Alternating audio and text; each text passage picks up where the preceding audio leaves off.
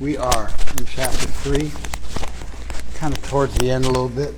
I think we're on text 25 maybe 24.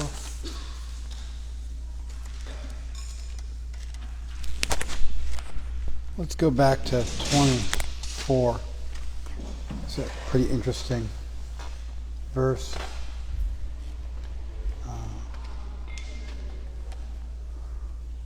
Utsideyor ime loka na kuryam karma chet aham.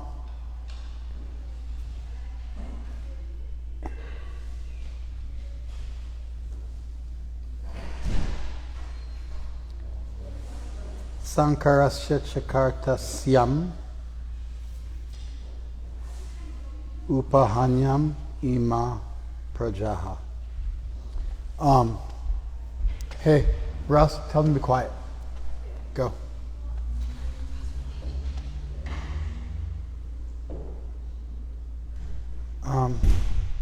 Chetaham, if I did not, kuryam karma, if I did not, na kuryam karma, if I did not do my action, then utsideyor ime loka, then this world would sink down.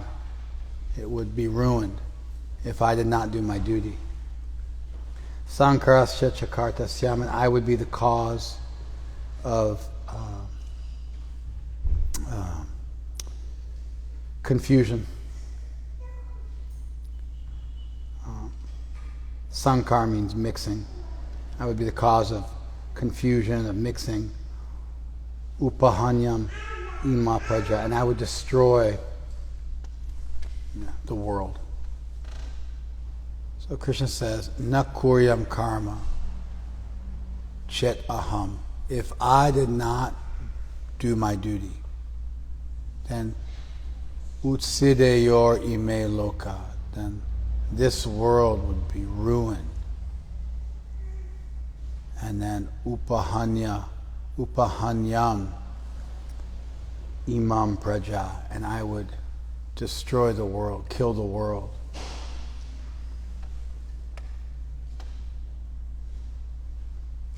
Sankarasya chakartasyam, and I would cause confusion, degradation in the world.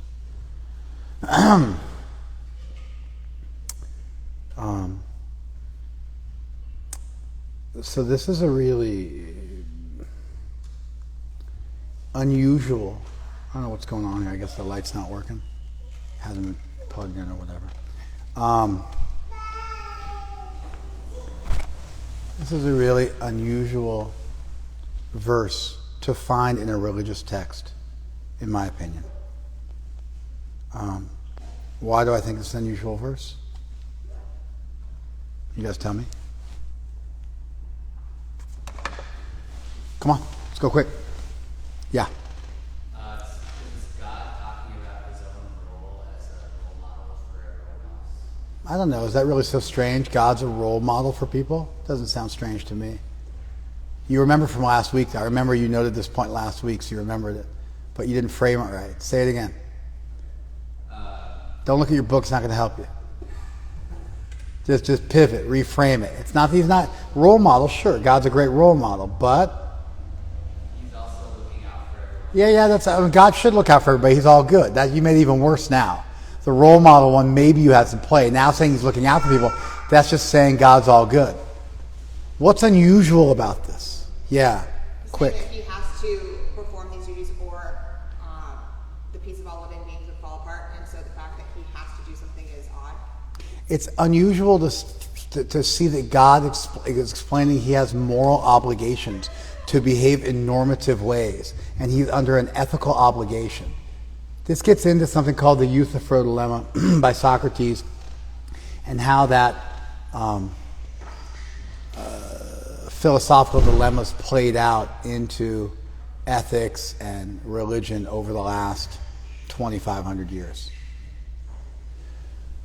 The Euthyphro dilemma, just simply put, is that does God, I mean, it's a little more, there's gods and there's like, there's different things when you get into like Socrates' version of it, which is really Plato's version. It's a little different. But if you want to look at how it It's understood nowadays. It's a simple argument. Does God love something that's good? Or does something become good because God loves it? Does God love things that are good? Now, if God loves things that are good, what does that mean? Good things are above God. It means that good things are above God. Why? Because they're good whether or not He likes them. Therefore, they're good independent of God. Therefore, God is not the source of goodness, and goodness now exists a priori, or before God, independent of God, and now your conception of God as being the source of everything is destroyed. So that's what we're going to call that. What's called is the first horn of the Euthyphro dilemma. You can grab that horn. And if you grab this horn, you got a problem. What's the problem? That goodness is independent of God. Do you follow that? So you can take Occam. Occam's famous for Occam's razor, but he's infamous for taking the other horn in this argument. William of Occam is famous for taking the other horn in this argument. The other horn in this argument is that something is good because God loves it. What does that mean? That means nothing is inherently good or bad. God chooses some things to be good, and those things become good. And God chooses other things to not be good, and those things become bad. What are the ramifications of that horn of the Euthyphro dilemma? Quick. Doesn't quite fit with an all good God. Doesn't quite fit with what? An all good God. Oh. They're chosen to be evil. Or bad. I don't know what you just said. I'm going to skip it. I need tight answers. I want to move fast. Go. It's arbitrary if you love something because it's good, but what if it's something that we would consider evil? It's arbitrary because he can just pick anything to love. And what's the problem with that? Because? What if he loves you killing people who don't believe in him? What if he loves you killing people who don't believe in him? Or rape, or murder, or child molestation, or cannibalism, or genocide? If those things aren't inherently good or bad, and they just become good or bad because God chooses them, then your religious text could choose anything, and that thing would become good because God chose it, and there is no innate morality in the world. That's the other horn of the Euthyphro dilemma. So which one do you want? You want to pick things are good, and now God's not God, good is independent of God? Or you want to pick, no, God makes things good by choosing them. Well, he could choose anything and make it good. Which one of those two horns you want to pick? That's why it's called the two horns of the Euthyphro dilemma. You don't get the sense that this was exactly what was vexing Plato and Socrates when they framed it out, but this is what it's become in relationship to a monotheistic religion. And ideas about meta-ethics and what is good, what is right. And so it's a kind of a brilliant exploration, a brilliant discussion, but then it gets, like I said, for the last 2,500 years, it's been getting footnoted and played on in ways I don't believe Plato or Socrates ever imagined. Which one of the two horns do you pick? Go. Neither. What do you pick? God is the personification of goodness. God's personification of goodness, what does that mean? It means that it means that things that are good are godly, and so it's not. Okay, you realize you're stuttering just ruined it for me. Even I can't even hear what you're saying anymore because you stuttered too many times. Let's somebody else go. Tight answer. If you're the only one who can answer the question, I'll let you go again, but you got to be tighter. Go. Which of the two horns do you pick? Neither. So what do you pick? What's the third horn? The third horn is that God is the personification of goodness, which means nothing to me because I don't know anything. If you were smart, that would be all you need to hear to be able to answer the rest of the question yourself. Are you smart, Drew? You're not. If a smart person heard that answer, they'd be like, oh, I can run with it now. By the way, when you take somebody out of their field of expertise, they are just as dumb as the next guy. Unfortunately for all of you, everyone should have a black belt in philosophy. Because it's like the stuff of life. It's like having a black belt in walking or speaking or thinking. Everyone should have a black belt in those subjects. This isn't like organic chemistry or oncology where it's a special field that you could choose. Everybody should be a philosopher. Everybody should be a critical thinker. Everybody should be able to think logically. Everybody should be able to immediately answer the question based on Shri's initial statement. Yes. So God's a personification of good, and if you're doing actions that are good, it means you're getting closer to godliness. That's true. That's good, but it doesn't resolve. You haven't taught that to anybody who doesn't already know the answer. You didn't say anything wrong, but you didn't teach anybody who doesn't know the answer. Does anybody feel like they got the answer now? Raise your hand. If as a result of hearing what my man Ross said, you got the answer. Seriously, honestly, raise your hand. I could be wrong. This happens once in a while. I think he didn't answer the question. Everybody said, "Oh, he answered it," and I feel dumb, and I have to admit it. Who got the answer from what Ross said? It wasn't enough. What you said was right. There wasn't anything wrong in what you said, and it was relevant. It wasn't even like a side point. You just didn't think it. Yeah.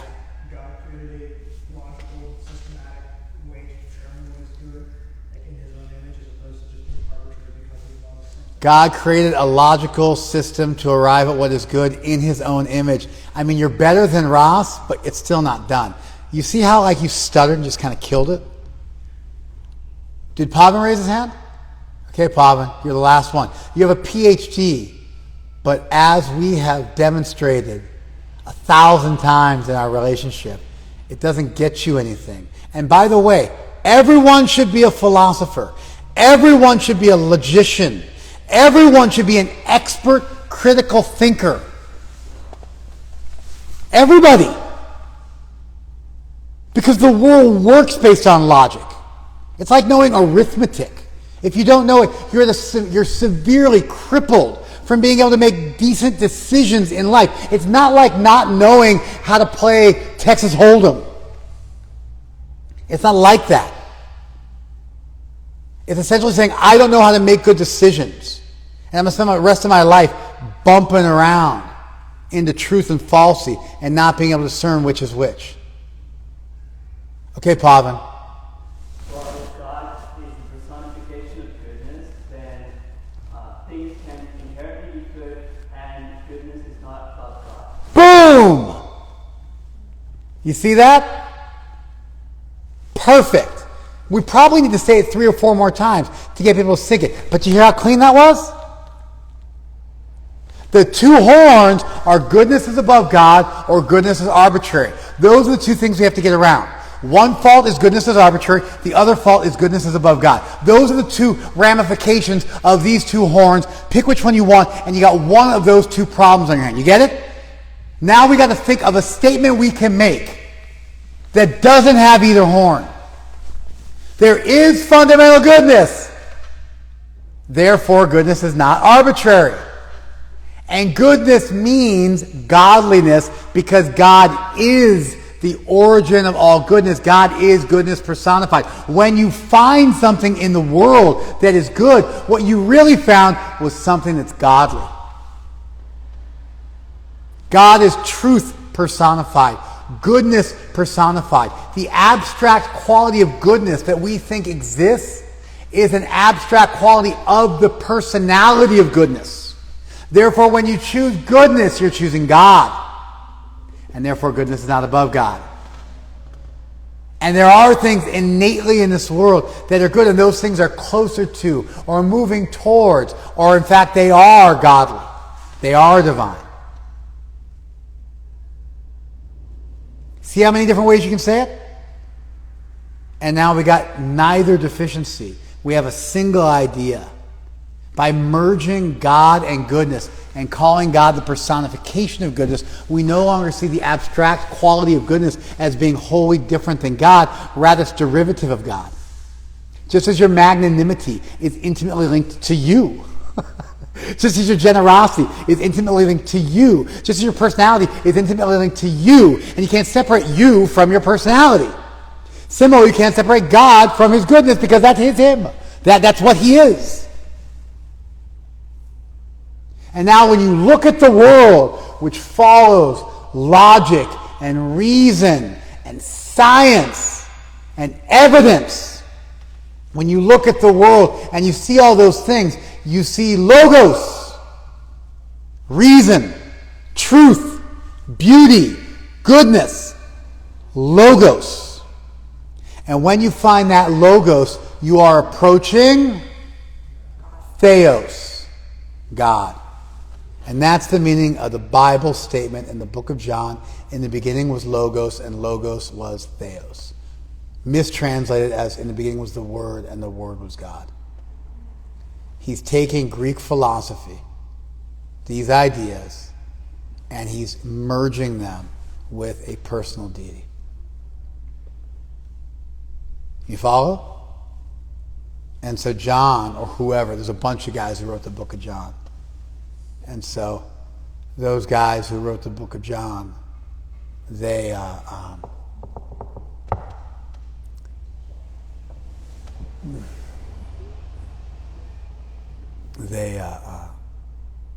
were actually smart.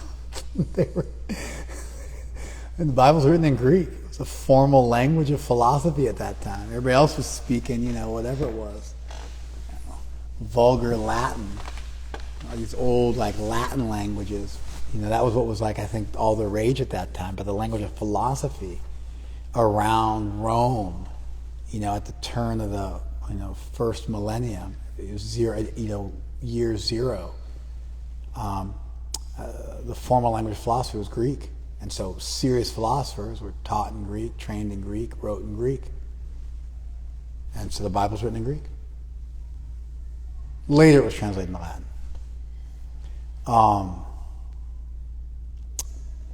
Good.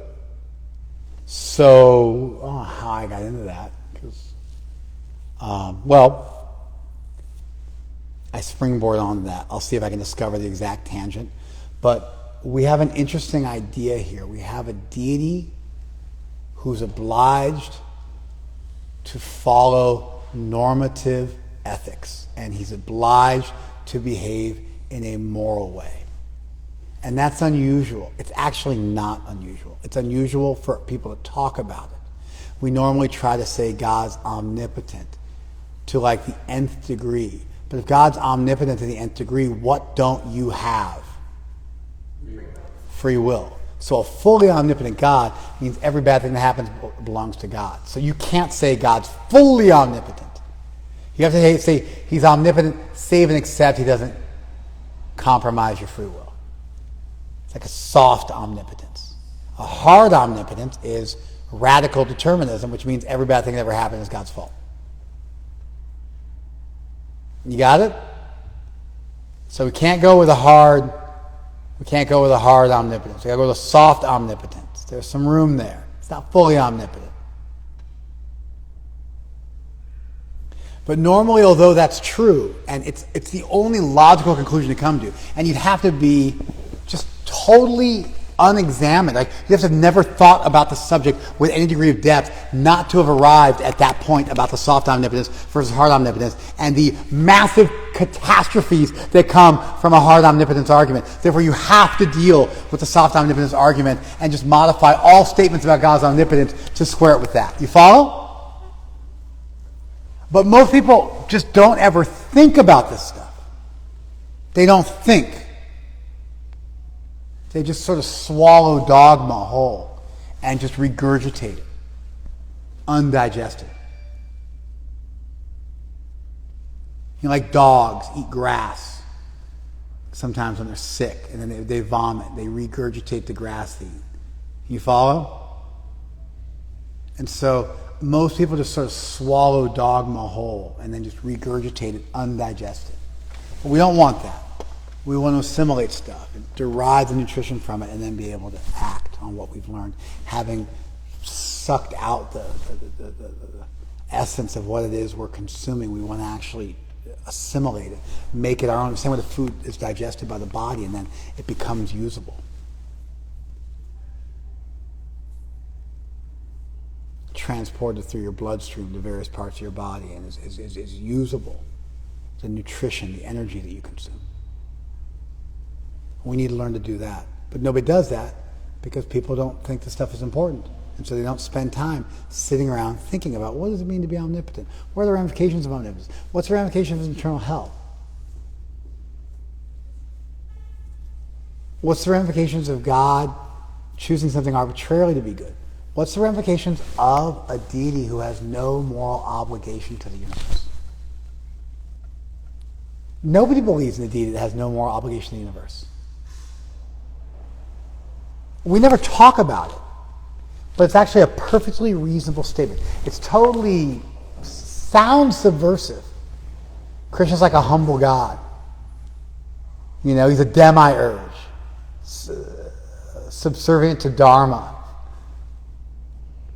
subservient to Rita, some kind of universal governing principle. He has to follow the principles of the Euthyphro dilemma, that God has to choose the good, therefore God is obliged to follow the good. And that's why I thought of the Euthyphro dilemma. When I read this statement, I didn't prep for class, just in case you didn't notice. I didn't prep for class, A, and in addition to not prepping for class, and then your evidence I didn't prep for class is what? I didn't know what verse we were on. That's your evidence I didn't prep for class. Not real difficult for you guys to figure it out. I was fumbling around trying to figure out what verse we were on. There you go. It doesn't matter. I've studied Gita enough times. I don't have to prep for class. I know the book. It's like somebody asking, did you prep for your teaching? You're going to teach your times tables. You know, do you have to prep for teaching your times tables? I don't have to prep for teaching my times tables. You guys have to prep for teaching yours? I'm good. I'm solid. I'm gold. I can definitely make it up to 13. Like that. You know? Maybe I get up to 14 or 16. It might take me a second and a half to 2 seconds to figure it out. But 1 through 13, there's not even a second hang time. I don't have to study for my arithmetic tables because I know them. I've memorized them. So I know the Gita. I read the verse and I thought, wow, this is a subversive verse because it says that, you know, God is a humble God who's subservient to Dharma. Then I thought, oh, Euthyphro dilemma. God is below Dharma. God is below goodness. This has been fleshed out. Let's discuss this. Did you guys listen on the way down? Yes, we did. So you listened to everything on the way down? Yeah, 2 more, the 3rd more, the supplication. All right, good man. All right, sit down. Don't sit there, though, because I can't see you guys. Move somewhere where I can see you, like back there. Don't ever sit between me and you and the camera. It's cool, you're good. But just the rest of you don't ever do it. There's a reason why you guys are all here. Because I want to be able to look at you. That's part of what we're doing. That's why we have a live studio audience. And so if you sit there, then I can't look at you. It's like totally disturbing. You can still look at me because you're far away from the camera. Camera's close to me. So it doesn't really disturb your vision, but it totally obfuscates my vision of you. I just read it, I was like, oh, subversive God, normative ethics, a God who's subservient to normal ethical principles, like the principle of doing what's right, or dharmic, or what's good. Oh, we got to talk about the Euthyphro dilemma. Oh, let's flesh that out. Oh, you guys don't follow it. You guys can't understand it, although it's really simple. It's simple. It's like multiplication tables. Why can't you do it? Why can't you do it, Bailey? Because you're fundamentally stupid. No. That wasn't my argument. My argument is you can't do it because you've never done it. You wouldn't know your times tables if nobody ever taught them to you. What's 12 times 13? You guys all suck. Huh? 132. Come on, dude. 136? Yes, 136. All right, my bad. Huh? Oh, you're killing me, dude. Am I that bad? Yeah, 130 plus 26. 156. I'm really bad. Okay. I don't know I'm up to 13. I know up to 12. Ask me anything. Well, 11 times 12 is 132. Anything up to 12, I'm good. After 12, I'm the village idiot. I just proved my point. You follow? 11 times 13, 143. I can do it now because now I got my head locked in to 9 times 13, 127, 117. So I can do it now. You follow? And I'm learning it right now on the spot, but I'm like fumbling and stuttering like a half, I won't say like a half breed, but that sounds super racist, so just forget I said that. I'm stuttering like a redheaded stepchild. That's also super bigoted. I'm gonna have to really work on my game here. But I'm stuttering like the village blockhead. Why? Because I haven't practiced it. You give me 2 or 3 minutes, I'll get it down. You follow? You give me 2 or 3 minutes, I'll get it down. 8 times 13, 104. 9 times 13, 117. 10 times 13, 130. 11 times 13, 143. 12 times 13, 156. I can do it now. 7 times 13, 91. I can do it now. Like, I got it now. I got 13 now. You follow? Now 13's mine. Now I own 13. It didn't take long. I'm not fundamentally stupid. I just didn't have it in my head.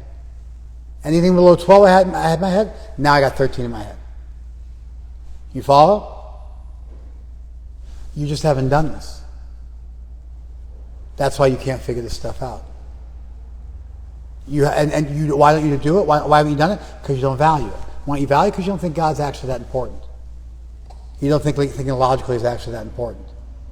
You're like feeling challenged by what I said. Let me just repeat it so you can know that I really mean to make this challenging statement. If you thought theology was important, right? If you thought theology was important, you would understand that theology is philosophy with God included. And you'd become a philosopher, and you'd add God to the equation, and you would be able, and then you would understand philosophy is also based on logic, and there's a mathematical component to philosophy. And you would spend time getting really comfortable with it, like learning your multiplication tables. If you come here to class, it does prove a certain degree of piety. But the kind of person who actually values this stuff thinks about it in their off time, works through stuff, sits around and thinks about the nature of God and the world and philosophizes, reads books on the subject. You follow? So simply by asking a couple of questions like this, if you guys can't answer, because I'm not asking you avant-garde, exotic, abstruse, intermediate, advanced, super theoretical questions. I'm asking the basics. Free will, omnipotence, eternal hell. Where does goodness come from? You follow? These are the basics. This is your times tables. And if you value this stuff, you spend time with it. You spend time with it. Put it this way. I can argue the Euthyphro dilemma better, and resolutions to it, better than I can do my multiplication tables times 13. You follow? Cold, with no prep. In my sleep, I can wake up and do it. Not because I'm smarter than you, but because I spent time doing it and thinking about it. And I read it enough times and argued it enough times till it became my own.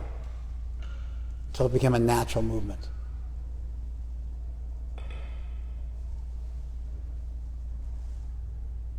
You ever watch a good boxer box?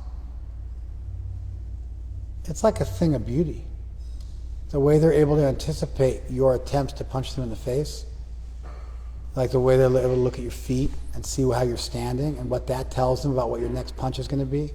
The way they're able to see your distance, what you can hit them with and what you can't hit them with. The way they're able to react to subtle changes you make as you prep to hit, and they're able to see your shoulder drop back as you load a punch. Or they're able to know that if you punch them with one hand, you're going to punch with the other hand next. And they're able to just kind of slip punches. There's that famous, everybody's done it. Every great boxer's done it. Pernell Whitaker, Roy Jones Jr., Mike Tyson, Muhammad Ali, where they just put their hands down and they let somebody punch them and they just slip their punches. Prince Nazim. Where they've got somebody so timed out, they're so dialed into their opponent that they put their hands down and walk into their opponent and just let them throw punches at their face. Like a professional boxer who knocks people out for a living, and they just slip them all and just mock the guy until he just feels like he has nothing left, and they break him right there because he realizes, I actually can't touch the person.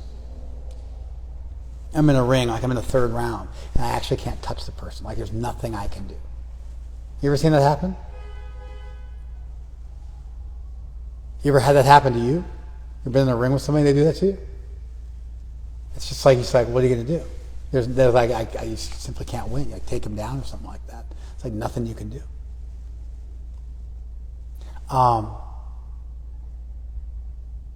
We should, it's a thing of beauty. We should get like that with philosophy. And it's an amazing thing, but when you look at the world is logical. It's reasonable. It follows rules. You can learn that rules and you can predict things and you can understand. And if you believe in God, what does that tell you about the nature of the Creator?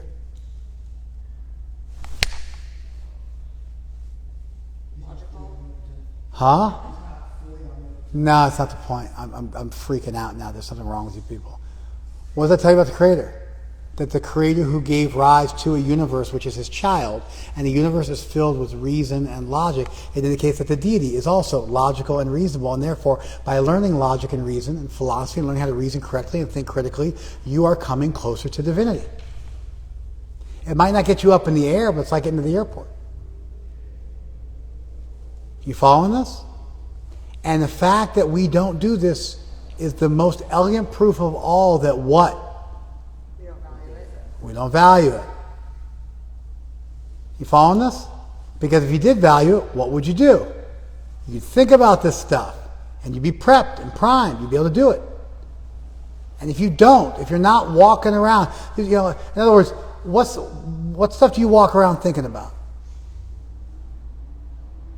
What do you walk around thinking about? Work. What else? Family. You guys are all super pious. What do people walk around thinking about? Money, sex, power, validation, envy, greed, lust, fear. That's what people spend their time thinking about. Just in case you guys are just a bunch of lying rogues and rascals. That's what you're thinking about while you walk around all day. And sometimes you think about your family. Sometimes you think about work. Well, sometimes I think you're like part robot and you actually do think about work a whole bunch. What we should be doing is we should be walking around thinking about this kind of stuff. The nature of goodness. The nature of truth. The origin of truth. The origin of goodness. Omnipotence, omnibenevolence. Because we don't do that, when we encounter a statement where Krishna is being a humble God who's obliged to follow the rules, we think that's amazing and unusual. But if you actually think about it, would an all-good God behave in a capricious or chaotic way? In a whimsical, arbitrary way, which left his children with no idea of which end was up. You know, when parents do that to their children, it's the recipe for making your children into totally dysfunctional freaks. In fact, a standard torture technique that's used is you reward somebody for no reason and then punish them for no reason. Because everybody needs a system, because we're designed to recognize patterns. Our brains are like going back to evolution. We're designed to survive, and we survive better by recognizing patterns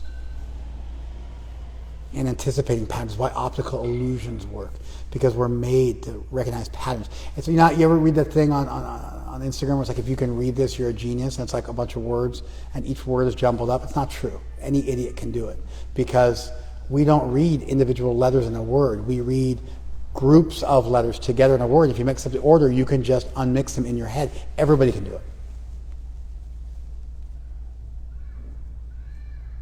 If you're fluent in the language, everybody can do it. We recognize patterns of letters. We recognize patterns in nature. That's why you have optical illusions. They trick your brain. You get it? So, one way to torture, one way to torture people is to not let them find any patterns. So you can no longer see patterns. I'm going to reward you for doing nothing. I'm going to punish you for doing nothing. And it breaks your mind because there's just no way to win. There's no way to succeed.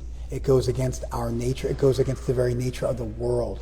And it crushes your mind. It's a standard technique used in torture. Why do I know about techniques of torture? Because I'm a sadist. No, I'm just kidding. Just because whatever. Somehow I read that and it stuck with me. We notice patterns. Now, if a deity created a world where we notice patterns, and the whole world was built on patterns that could be depended on, that had predictive ability, and the Supreme Lord who created the world created that world. Are you with me? But then he behaved in a way which was at absolute discord with that world. He could no longer be all good. And all good God would want to create a world where you could figure stuff out and move forward. But all good God would also want you to have free will.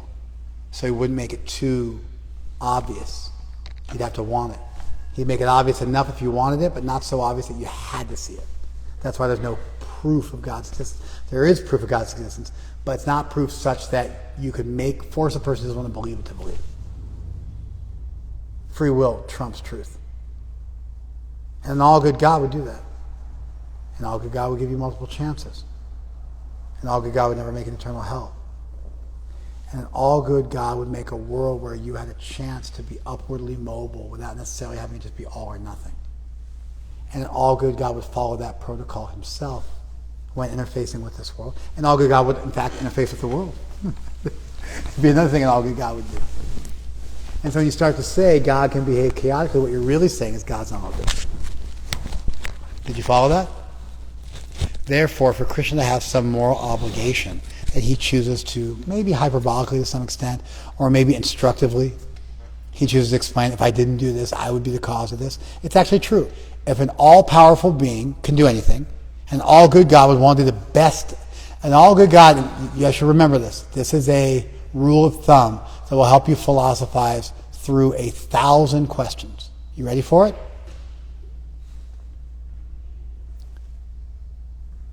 An all-good God could create the best of all possible worlds. Excuse me, an all-powerful God could create the best of all possible worlds. What else could an all-powerful God create? Muddin? Big problem. What else could an all-powerful God do? Could create the worst of all possible worlds, because that's what we're trying to say with omnipotence. You get it? An all-powerful deity could create the best of all possible worlds. And all good God would want to. The task of the theologian is to understand how this world is the best of all possible worlds. How reincarnation, how suffering, how death, how old age, how disease, how love, how loss, how everything is fully congruent with an all-good deity. Because an all-good deity would want the best of all possible worlds. Therefore, if this world was not the best of all possible worlds, what if we just said about the nature of God? That he's not all good. Or he's not all powerful. One of those two. And so the task of the theologian is, how is this world the best of all possible worlds? Is this world the best of all possible worlds? How is it the best of all possible worlds? And when thinking about what a good, like eternal hell, is eternal hell the best of all possible worlds? No. Absolutely not. This principle, an all good God would want to create the best of all possible worlds, and all powerful God could create the best of all possible worlds. That rule of thumb, that axiom, that heuristic, that principle, that premise, we should deeply imbibe that and regularly think about life in those terms. Great stuff comes out of it. Beautiful, broad, inclusive, accepting, deep, powerful, profound, life-changing, life-affirming, cathartic visions come out of that meditation. You guys following this? And so Krishna's statement here is totally reasonable, totally congruent.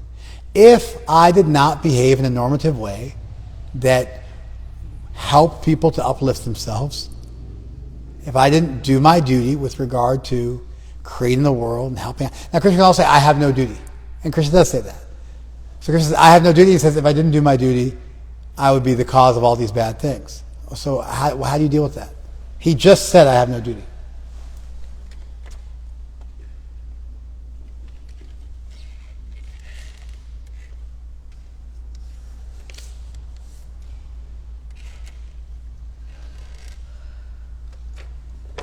Oh my God.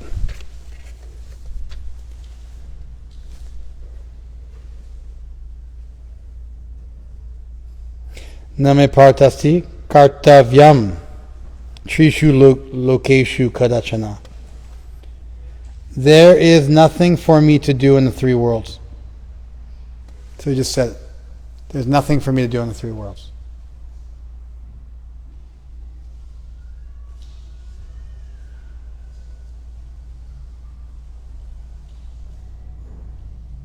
You follow?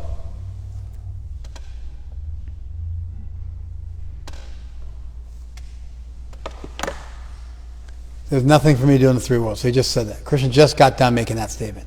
And now he just says, and I still act because if I didn't act, bad things would happen. How do you reconcile those two statements? He's qualifying his own intents. Okay? That doesn't reconcile those two statements. Go ahead. By the way, to reconcile two statements, you have to take two statements and then merge them together into one statement that includes both of them. Yeah. So the two statements are, remember how I said the Yusufar dilemma here, over on this side, Yusufar dilemma, goodness is above God. Over on this side is it's totally arbitrary. Right?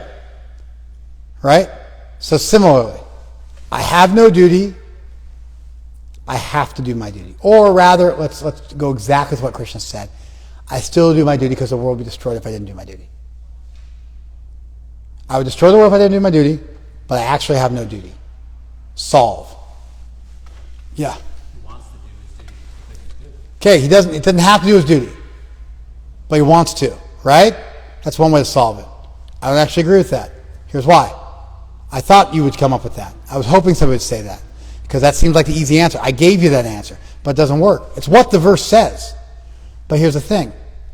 If he doesn't have to do his duty, right? If he has no duty to perform, right? Then theoretically we could imagine a situation where God did not love us and set a good example and did behave in a chaotic way. And that would be okay. You follow? Did you get this? Let me say it again. This is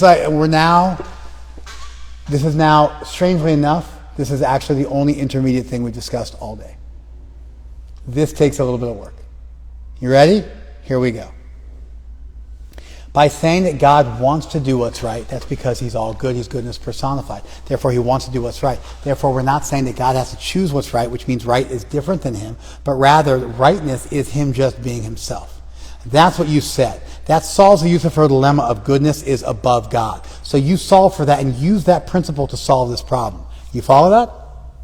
Did you guys follow that? And by the way, I'm also operating without a net. So if I fall on my face, it is what it is. But I'm just unafraid. I just kind of charge into, intermediate philosophical issues unprepped because I'm okay. Because I'll either fall on my face and I won't make the same mistake again, like with 143 and 156 and 132 and 117. 117? 130, 120, 117, 130, 143, 156. Now I got it. 104, 91.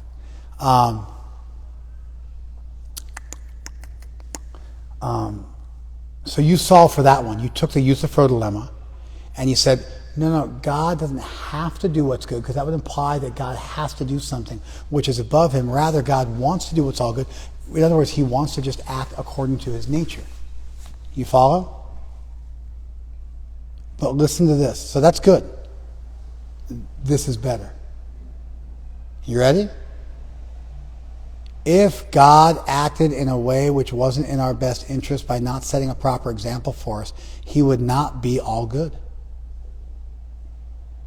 Therefore, I can say what goodness is, and by understanding what goodness is, however I'm able to arrive at what goodness is, I can then say that is God. That allows me to do kind of natural philosophy and natural ethics and start to look at the world and arrive at truth. And I can understand from arriving at that truth that must be God. I don't start from the top down. I start from the bottom up because that's the way philosophy is. That's why in Sanskrit they say sat asat, effect, cause, because you figure out the effect and then you work back to the cause. So when we say God is good, God is personified goodness, you have to figure out what goodness is, and then you're able to understand what God is. If Krishna, theoretically, didn't have to act in our best interest and could do whatever he wanted to do, you follow? That would imply God was not all good. So I can comfortably make the statement, Krishna would have to do what was in our best interest, otherwise he wouldn't be God. You get this? To my mind, that's a much more powerful argument. Because that allows us to look at what's good, to philosophize, to think about the nature of the world, and then to understand, yeah, an all-good God would do that. Therefore, yes, that's the all-good God. That's God's nature. That's the Logos. Did you guys follow this? Because when I'm looking for God, how do I find God? I find God right in front of me as I start to navigate my way through the world. Otherwise, I'm just like blindly following a text. And then what can somebody else say? That their text is right. Huh? Right. And then how can I convince them? I can't. And what else could somebody say from a different group? Their text is right. I follow a different text. And how could I defeat them with my text and show my text is better than their text? I can't. Could an all-good, all-powerful God behave in a way which was against the best interest of the world? No. Therefore, I don't have to say, oh, but he would want to. I can just say, no, he couldn't. He has to do that. Now they go, well, does that mean goodness is above God? No, he's personified goodness, therefore it's just his nature. He's just acting in accordance with his nature. That solves that question. It's a secondary question, but the primary question is actually best expressed as, no, an all-good, all-powerful God would never behave in a way that wasn't in the best interest of the world, and therefore Krishna is just speaking in a way that any all-good, all-powerful God would speak. That he has a certain moral obligation to the world. Well, does that mean goodness is above him? No, he wants to do it. Because that's his nature, because he's personified goodness. You see how it's a secondary point? But the primary point, just say it. Say it as ugly as you can. No, yeah, God's responsible. Yeah, because that's most incongruent to what Krishna's saying. He's saying, if I didn't, I have to do this also. If I didn't do this, I'd be ruining the world. And who's he trying to convince from this argument? He's trying to convince Arjuna to do his duty. You follow? And so now we could ask, well, okay, Arjuna has to do his duty, but does Krishna have to do his duty? Does Krishna have to do his duty? Yes. And so he has no duty to perform in the sense of he needs to purify himself of karma and operate within the world of cause and effect in this world because he's above it and he created the whole system. But he does have to act in accordance with his nature, otherwise he's no longer God. For God to act according to his own nature is not to imply there's some impingement. You don't have to say, could a square become a circle? Oh, that's not. That's not. Could an all-powerful square become a circle? No, because it wouldn't be a square. It's a contradiction in terms. So for an all-good, all-powerful, could all-good, all-powerful God not be all good? No, because all-good and all-powerful. Because all-powerful could be not all good. No, he's both all-good and all-powerful, so we can just say he's all-powerful except for... Also, why is it an aspect of power? Here's another one. Here's another way to argue it. This is a philosopher sometimes do this. They go, why is it an aspect of power to be able to be bad? Actually, it's an aspect of a lack of power to be bad. Because what blocks people from being good is that they have to be bad because they can't be good. But if somebody had no blocks and was absolutely omnipotent, there'd be no reason to ever stop them from acting in the best possible way. And therefore, omnipotence means omnibenevolence. Do you guys follow that? That's a sophisticated argument. That's one of the ones where you actually that's a debate. It's a debate worth having, but that's a debate. You get a good atheist, he can argue that point. He might not win, but that's a real, now you're out on that branch. But just think about that for a second. Why do we view goodness as being distinct from power? Is knowledge distinct from power? No. Would an aspect of knowledge be power? Yes. So an aspect of goodness could also, an aspect of power could also be goodness. Namely that badness or evil or not goodness is when there's something that you have to do because you can't always do the right thing, because it's your nature to always do the right thing and always do the best of all possible things. But because you're not all powerful, sometimes you're not able to act in accordance with that value. But if you were unlimited, you'd never have a reason not to act according to that value. And therefore the argument that God could be evil is really an argument that God is not all powerful, because properly understood, power implies goodness. Do you guys follow that? That's an argument that was made by Swinburne. Dr. Swinburne. He's at Oxford or Cambridge. He's the one who made the best argument for the resolution of the Euthyphro dilemma that I've ever read. Richard Swinburne. I don't even know if he's still alive. I saw a video of him a couple of years ago. But he's at that age where he's almost gone. Super important philosopher.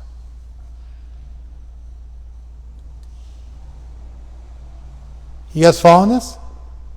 This is the kind of stuff you want to do. This is the kind of stuff. Now you read the Gita and you have this kind of stuff and it just makes perfect sense. Oh, that sounds like God's fallen. No, he's just saying he's acting in accordance with his nature. And he's saying you can look at the nature of the world, and by looking at the nature of the world, you can understand something about the nature of the creator of the world. Just like I can understand when I look at Shri. Shri is 100% Ashkenazi Jew, which arguably is not Jewish. I mean, she's a convert, because the original Jews were Sephardic. There are some arguments made that that's not true, but there's also arguments on the opposite side. Anyway, so she's 100% Ashkenazi Jew, and she went and got her DNA done. But it came back 100% Ashkenazi Jew. And I kid you not, I'm telling you the truth. Do you know what Shri did when she got back her DNA results and said she was 100% Ashkenazi Jew? She called the whatever it was, whatever the gene place was, and she demanded her money back because it gave her no valuable information, and she wanted a better result, and she didn't feel like she had to pay for this. And they gave her money back. But at some point in the conversation, the person thought that she was playing a practical joke, because she was saying, I'm 100% Jewish, I want my money back. It was like, I'm also part Jewish, so I can make that joke, but it was like that hung in the air. Now when we look at Shri, who was, can I say it? Oh, yes. They had a sperm donor. Her father didn't think he had motile sperm, and so they got a sperm donor, and then they had a kid like a year later without a sperm donor, and so ended up working out, they got one of each. But they got a sperm donor who was 100% Ashkenazi Jew, so that the bloodline would be kept pure. So you can look at Shri, and if you know what Jewish people look like, you'll look at Shri and you will immediately understand that she is a Red Sea pedestrian. Her people walked across the Red Sea following Moses. How do we know? Because you can just look at her and you can see, oh yeah, you're Jewish. If she sees a Jewish person on the street, they will 100% stop her and be like, oh, you're Jewish? They won't even have to ask her if she's Jewish. They'll just know she's Jewish because she looks completely Jewish. You following this?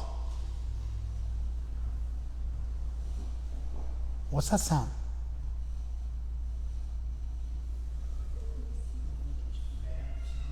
Huh? Go in the kitchen. It's by the stove, on the wall, right next to the stove. Unless it's in there. Is it in there? Oh, unplug that water heater. It's the water cooler. We probably got to WD-40 it or return it or something. Yeah, that's what it is. It might need to be cleaned out, right? Yeah. We just bought it. It might just need to be cleaned. Don't worry about it now. Sit down. We'll just maybe take it off the back and clean I bet you the fan needs to just be wiped out. So probably the blades are all gunked up. A little WD-40 will probably fix it. Otherwise, we have to actually just go return it, and the person we return it to just be like, "Are you guys idiots?" Again, it's another thing, whereas if you don't know anything about fixing stuff, then you just end up returning stuff, and freaking out and making a scene.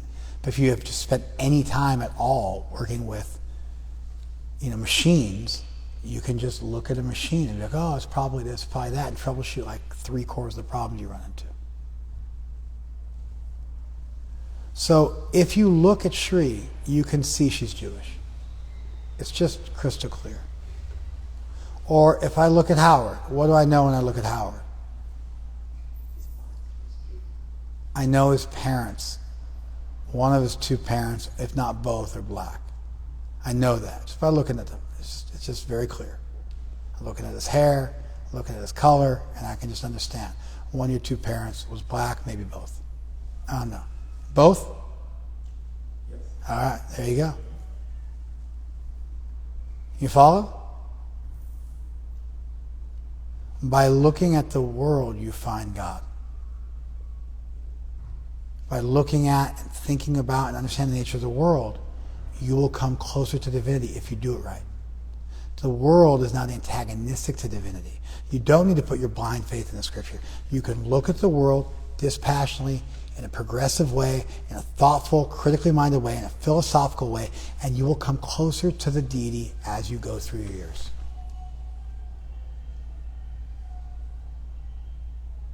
You can look at this. You can say, you can look at like the idea that Krishna has to do his duty. But of course God has to do his duty. Because he's all good. And all good isn't free. And I can start to play with that idea of all good. That all good is an aspect of all power. That all good means he doesn't have to do it, but he wants to do it. That all good does mean he has to do it, because if he didn't have to do it, he wouldn't be all good. And I can flip it in multiple different ways and apply it to different ideas and come up to good conclusions and troubleshoot and problem solve. You get it? And now a statement like this, a radical statement that Krishna has no duty to perform for himself under the laws of karma, in the sense of cause and effect and reincarnation and having things above him. But as a creator, he has a certain responsibility. That responsibility can be in accord with his nature. But we can also just say it's a certain responsibility that goes along with being the all-good, all-powerful creator of the universe. There's also value in that.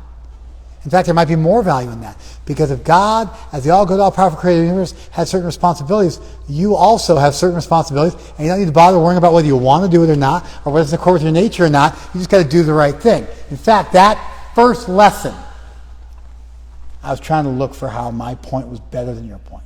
This first lesson, that I need to do what's right whether I want to or not, is a precursor to I need to do what's right because it's my nature to do what's right. You follow that? It's a more elevated level. It has value, but it has value down the road. In the beginning, you got to learn to just do the right thing just because it's the right thing to do, whether you want to or not. Krishna does the right thing. I should do the right thing too. Krishna wants to do the right thing. Okay, well, I don't want to do the right thing. Therefore, I don't have to do the right thing? No, you got to do it whether you want to or not. You follow? And in this way, you can take what Krishna's doing, use it in your own life, but it also begins to tell you something about the nature of God, what it means to be all good, what it means to be all powerful. And these ideas, and thinking about these ideas, and working through them, and a Lucifer dilemma over here, and the problem of evil over there, and the personification of all goodness here, and goodness as an aspect of power, and knowledge as an aspect of power over here, and all good God would want to create the best of all possible world, and all powerful God could create the best of all possible world. And Logos leads to Theos. All these ideas we should spend time with, and get good with, and master, and use them as a building block. And that's a life worth living. And that's what we should all be doing, because we're all ultimately philosophers. We're all ultimately theologians. And if you're not doing this, and you spend your time getting a black belt in lust, anger, and greed, and fear, and pride, and envy, and that's what you get your black belt in, like, what a waste. What a waste of your beautiful mind. And so we just need to spend time. And then when you spend time thinking about these things, you have questions. And when you have questions, you go look for answers. And when you look for answers, you find them. And then when you find those answers, you learn them because the question bothered you. And when you learn the answer to a question that bothered you, you never forget it. And then you can sit down and talk about this stuff and move real fast. Thank you. Feedback?